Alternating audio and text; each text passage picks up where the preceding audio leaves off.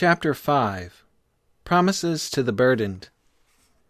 Each day has its burdens, its cares and perplexities, and when we meet, how ready we are to talk of our difficulties and trials. So many borrowed troubles intrude, so many fears are indulged, such a weight of anxiety is expressed, that one might suppose we had no pitying, loving Savior, ready to hear all our requests, and to be to us a present help in every time of need.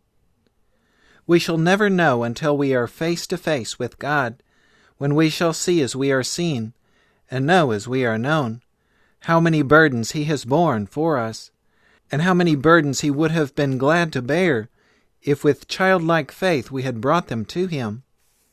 Whatever your anxieties and trials, spread out your case before the Lord. Your spirit will be braced for endurance. The way will be opened for you. The weaker and more helpless you know yourself to be, the stronger will you become in His strength.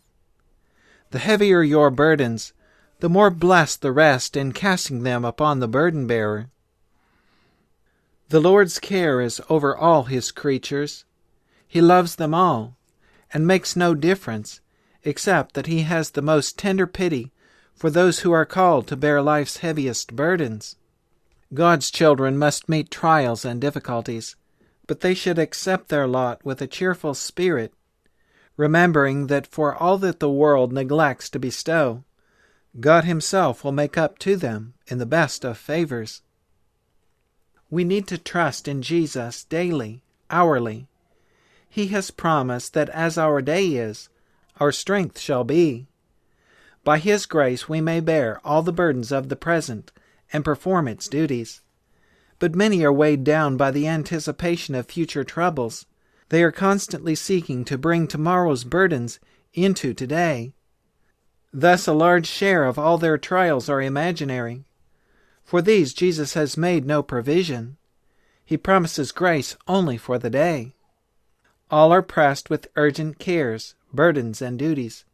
But the more difficult your position, and the heavier your burdens, the more you need Jesus. It should not be difficult to remember that the Lord desires you to lay your troubles and perplexities at His feet, and leave them there. Go to Him, saying, "Lord, my burdens are too heavy for me to carry. Wilt Thou bear them for me?" And He will answer, "I will take them.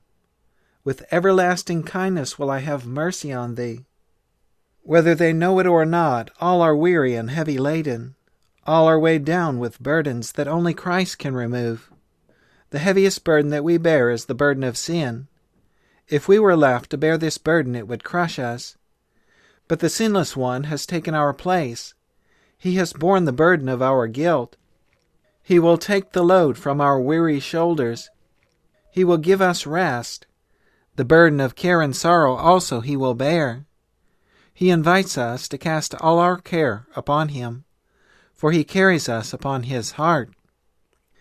If we will walk humbly with God, if we will work in the Spirit of Christ, none of us will carry heavy burdens.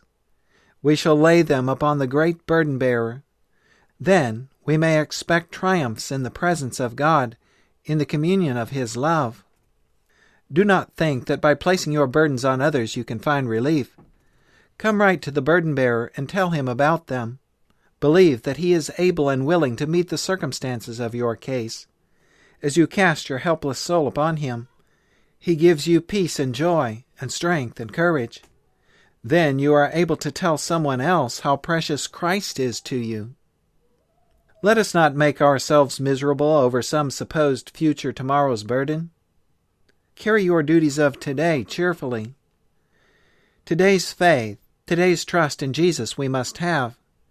Today I must look and live. Today I will put my trust in God.